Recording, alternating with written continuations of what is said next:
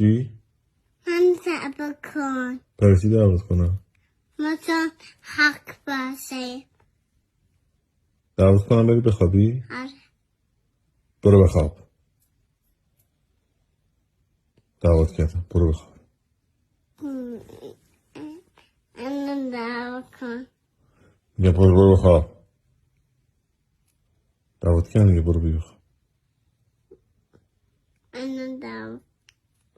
مگه میشه آدم دعوا کردن خودش بیاد؟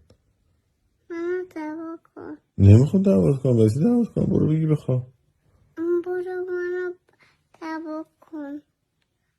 خب من برای چی باید تو رو دعوا کنم؟ برو. من بخوابم. دعوت کنم بری بخوابی دیگه. آره. خب این انسان برو بگی بخواب. بابا جونم میری بخوابی؟ بابا جونم میشه منو دعوا کنی؟ دعوت کنم بری بخوابی؟ آره. بهت میگم برو بگی بخواب. بهت میگم برو بگی بخواب. آها خب خودت میگی دعوام کن که دعوت نمیکنم. میری بگی بخوابی؟ تو چرا انقدر فیلمی؟ مگه یه ساعت دارن نمیگی تو من منو دعوا نکنه. دعوت نکنم؟ نه. خب چی بگم دختر گلم میری بخوابی؟ آره.